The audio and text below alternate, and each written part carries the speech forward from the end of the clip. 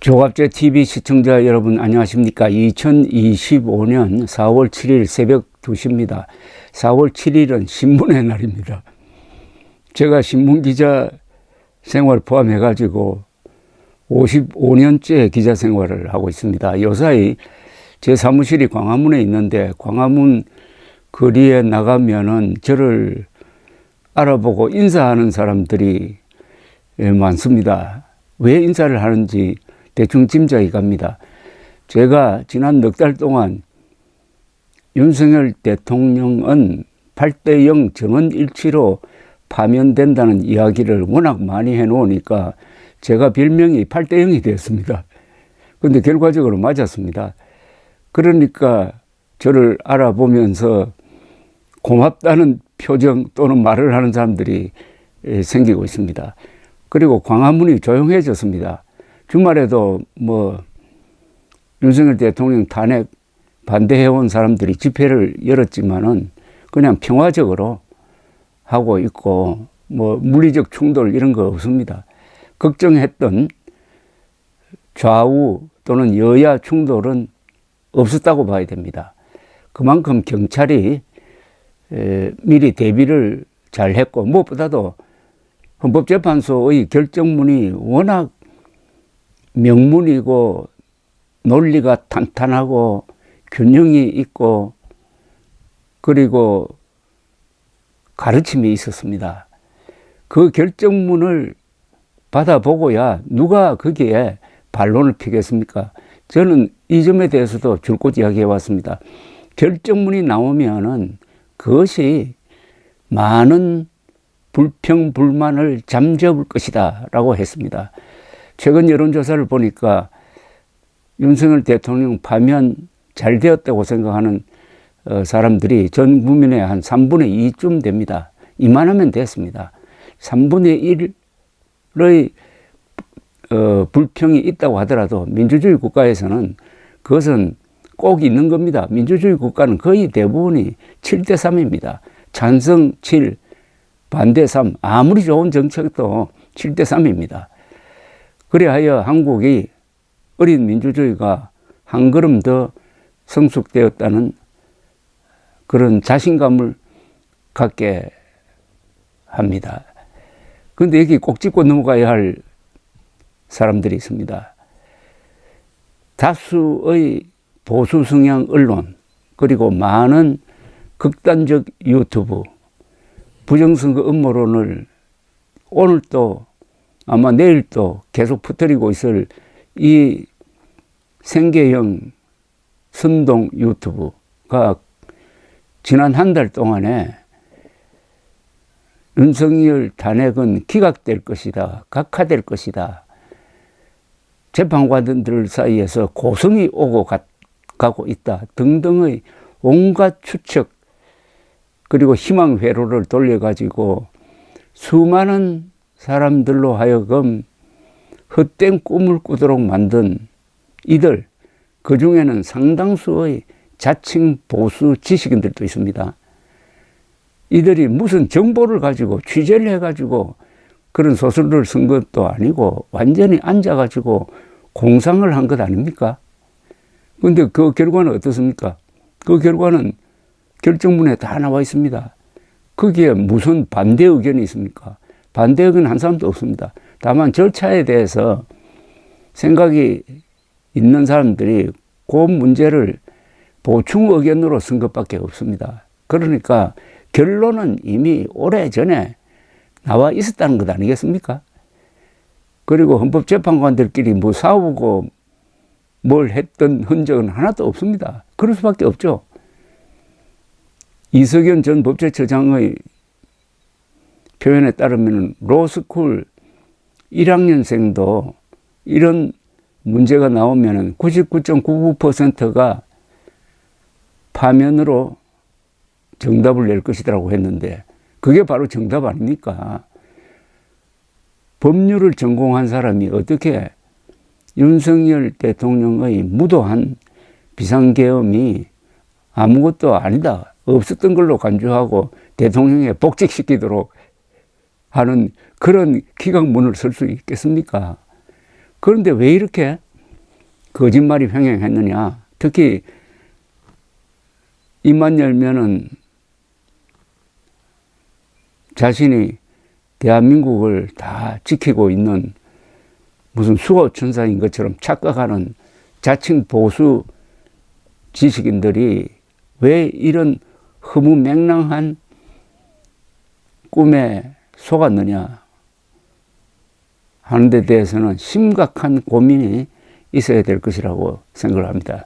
그런데 이미 결정문이 나온 뒤에도 가장 추악한 모습을 보이는 게 어떤 헌법재판관이 배신을 해서 이런 결과가 나왔다. 보수적 성향으로 알았는데 그자가 배신을 해가지고 이렇게 되었다. 이따위 아주 인간 말종 같은 이야기를 하는 사람들이 아직도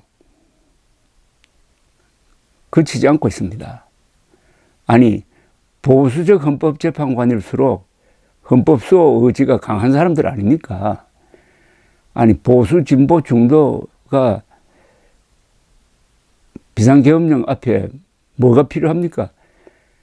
대한민국 건국 이후 처음으로 윤석열이 군대를 국회 그리고 헌법재판소처럼 독립된 헌법기관인 중앙선관위로 보냈는데 그걸로 다 끝난 것 아닙니까?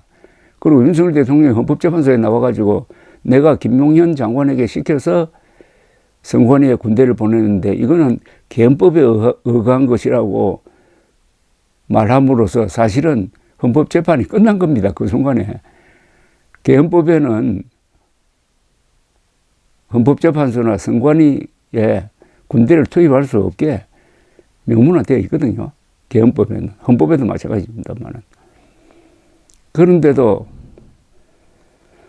희망 회로를 돌리면서 수많은 국민들을 속였던, 그리하여 이 국가를 분열시켰던 이 글 쓰는 사람들, 기자, 자칭 논설위원, 그리고 유튜브, 이런 사람들을 응징하는 것은 안 보는 겁니다. 안 보는 거. 계속 봐주니까 또 그런 거짓말에 속아 넘어가고 유튜브 알고리즘에 현혹돼 가지고 이렇게 되는 건데, 어떤 언론은 그 국민들의 평균 수준입니다. 우리 국민들이 워낙 잘 속으니까 속이는 언론, 기자, 유튜브가 성행하고 있는 거죠. 지금 우리 국민들은 이제 새 출발을 준비하고 있다고 봅니다. 한국의 민주주의가 왜 자꾸 제가 어린 민주주의라고 하느냐면은 우리 민주주의 역사가 77년입니다. 그 민주주의 역사는 우리가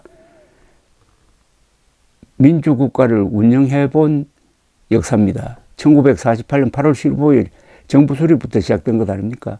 그럼 77년입니다. 77년 만에 이 정도의 민주주의를 이루겠다는 것은 대단한 겁니다. 그러나 77년이라는 시간은 민주주의를 안착시키는 데는 아직도 부족합니다. 우리보다 훨씬 긴 민주주의 역사를 가지고 있는, 미국은 독립 연도를 1776년으로 삼고 있으니까 우리보다 한 2배, 3배쯤 되는 긴 역사를 가지고 있는 미국의 민주주의도 트럼프 등장 이후에 저렇게 시끄럽습니다. 어제 전국적으로 수십만 명이 독재화되어 가고 있는 트럼프를 규탄하는 시위를 했습니다. 민주주의라고 하면 그 출발점은 서기 1215년 잉글랜드의 존 왕과 귀족들 사이에 있었던 약속, 마그나 카르타 대헌장으로부터 출발합니다. 대헌장에서 두 가지 60몇 개의 약속을 했는데 그 중에 2개가 아주 중요합니다. 귀족들에게 세금을 매기려면 귀족회의의 동의를 받아야 한다. 여기서 국회가 만들어집니다. 그리고 자유민들을 구속할 때는 적법 절차를 따라야 한다. 인신구속에 대한 인권 보장의 시작이 거기서 출발하는 거죠. 그러나 대헌장 약속했다고 해가지고 영국에 민주주의가 왔습니까? 천만입니다.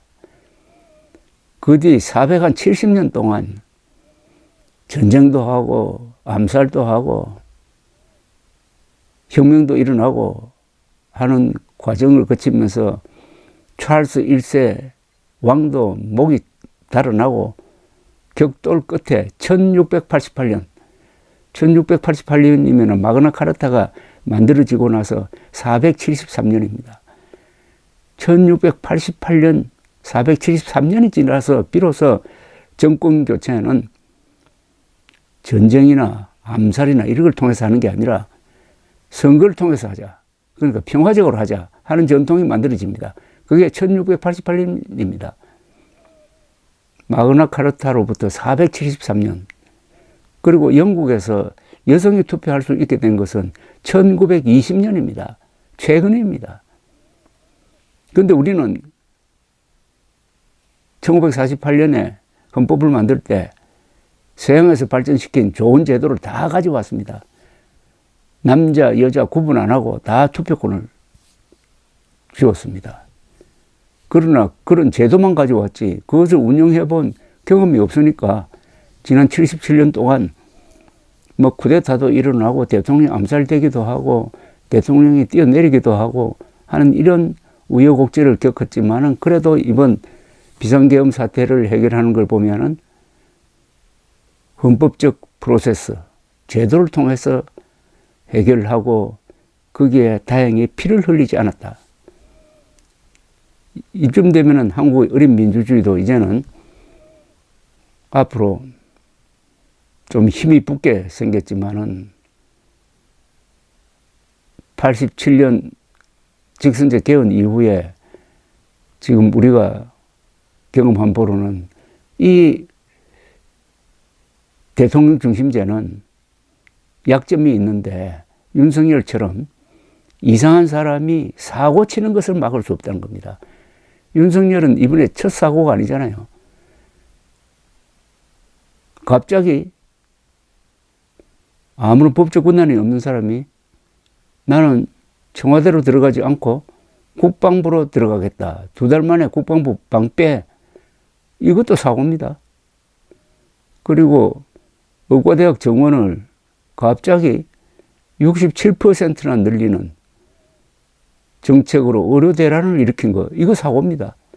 그리고 비상계엄령 선포라는 더 큰 사고를 저질렀잖아요. 이걸 주변에서 막지 못했습니다. 물론 국무총리 장관들이 비겁해가지고 이건 안 됩니다. 나는 그만두겠습니다. 이런 이야기를 못한 점도 있지만은 제도에 문제가 있는 거죠. 그래서 우원식 국회의장이 어제 이번 기회에 개헌을 하자. 대선 날 국민투표, 개헌 관련 국민투표 같이 하자 하는 그런 제안까지 했습니다. 개헌은 꼭 필요한데 그에는 핵심은 사고 치는 대통령을 막을 수 있는 그걸 목표로 하는 개헌이 되어야 된다는 게 저의 생각입니다. 어찌되었든 대한민국이 이제 한 고비를 넘고 그리고 조기 대선을 치르게 되었습니다. 민주주의 국가의 가장 중요한 행사가 선거입니다. 선거를 통해서 정권을 결정을 합니다. 그리고 선거를 통해서 그동안에 있었던 문제를 해결을 합니다. 이 선거에 대해서는 반드시 승복해야 됩니다. 윤석열 대통령이 왜 비상계엄령 폈느냐 하면은 작년 4월 총선에서 참패한 것은 의료 대란을 일으켰기 때문인데 거기에 대해서는 자기 탓을 하지 않고 남 탓하면서 부정선거가 있어가지고 야당이 크게 이겼다는 이런 망상에 사로잡혀가지고 계엄까지 간 것 아닙니까? 그러니까 선거에 불복한 거예요. 그래서 이번에 다시 이제 조기 대선을 통해서 윤석열 대통령이 저질러 놓았던 이 문제들을 청소하고 넘어가는데 이번에 또 부정선거를 주장하는 자가 있으면은 엄벌을 해야 됩니다. 부정선거는 작년 4월 총선으로 끝났어요. 그런데 윤석열이가 무덤에 들어가 있는 부정선거 유령을 끄집어내가지고 이걸 바이러스처럼 온 나라에 퍼뜨려가지고 30%의 국민들을 속여 먹은 그 죄값은 앞으로 윤석열 피고인이 형사법정에서 엄격하게 심판받아야 된다고 생각을 합니다. 이번 조기 대선을 통해서 부정선거 음모론자들을 심판해야 됩니다. 부정선거 음모론에 섰던 사람은 그가 누구든지 반드시 낙선시켜야 합니다. 부정선거 음모론에 섰던 자, 부정선거 음모론에 편들었던 자는 또 그 세력과 손잡았던 자는 이번 대선을 통해서 확실하게 응징해야 됩니다. 국민의힘이 부정선거 음모론에서 아직 공식적으로 벗어나지 못했다고 한다면 국민의힘도 응징해야 됩니다. 그런 국민의힘은 후보를 낼 자격이 없습니다. 사실 이번 조기 대선은 국민의힘 때문에 일어나는 것 아닙니까? 그러면 사실은 국민의힘은 후보를 안 내는 게 정치 도의상 맞는 거죠. 꼭 내려고 한다면 반드시 계엄에 반대하고 부정선거 음모론과 싸웠던 사람을 내야 됩니다. 그렇지 않으려면 내지 말아야 합니다. 후보를 내지 말고 뭐 다른 후보를 찍든지 해야 될 것 아니겠습니까?